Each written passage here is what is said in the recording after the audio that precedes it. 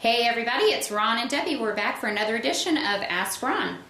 Okay, all right, next question is from David and Rayco from Michigan. Hey Dave. In our market, we are starting to work closely with a gentleman who has a track record as a solid investor. He says that lease options have never worked well for him or anyone within his circle of investors.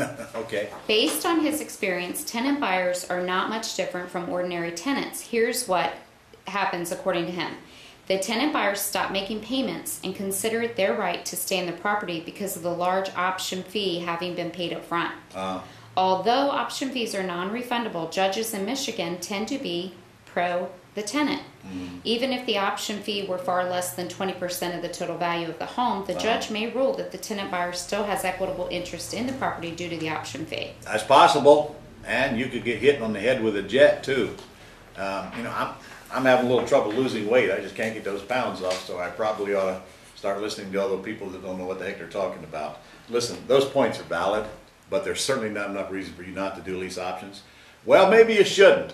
And then the other few thousand students I got in Michigan can get all the deals because you're listening to somebody trying to steal your dreams. There's absolutely no reason for you not to do a lease option in Michigan.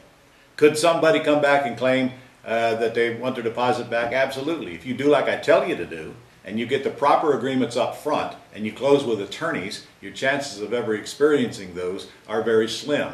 Could they happen? Yeah, they could happen in any state in the United States. So your alternative is don't do them. If you don't want to do them, that's fine. You probably can get through life without doing them, but I can't imagine how many of those non-refundable deposits you're going to lose in the process. So don't let anybody tell you that this will not work. If it's not a good idea for him, then fine, don't let him do it. That doesn't mean you shouldn't do it. Okay, all right, our next question is from Alan Murray, and Alan is from Homosassa. Homosassa, that must be Florida. Yes.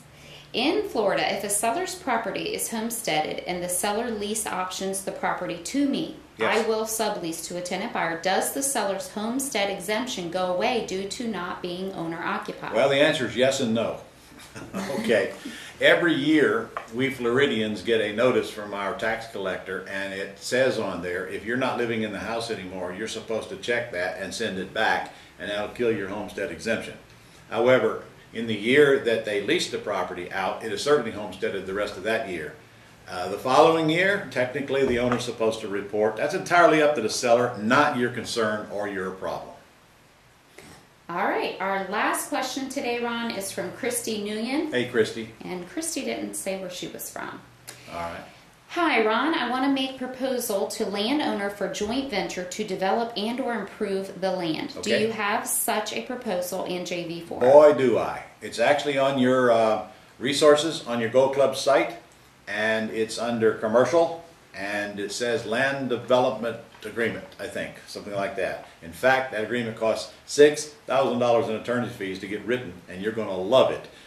Adapt it to your situation. It takes all the risk off of you, and if you haven't been to my commercial boot camp yet, you might want to get there this coming October, and we'll talk about it there. But its agreement is a work of art, absolute work of art. You get paid along the way while you're developing their property, of which of course you don't develop. You have the engineers and the architects and the attorneys work out all of that. Plus you get a percentage, probably 50% of the back end once it's developed. So it's really a cool thing.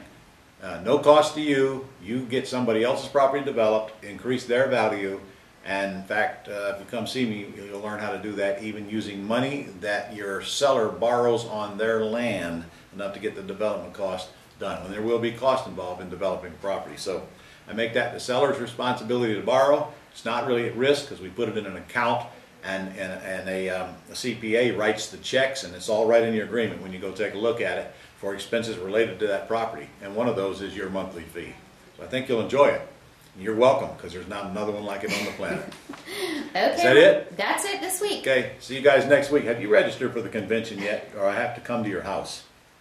Register for the convention right now, before you have your next meal. Register for the convention at newagewithron.com. newagewithron.com. We're going to have a great convention. I'd hate to see you miss it. I'm telling you, I'm going to check the registrations as soon as I get off of this video and see if you're on it. Better be there.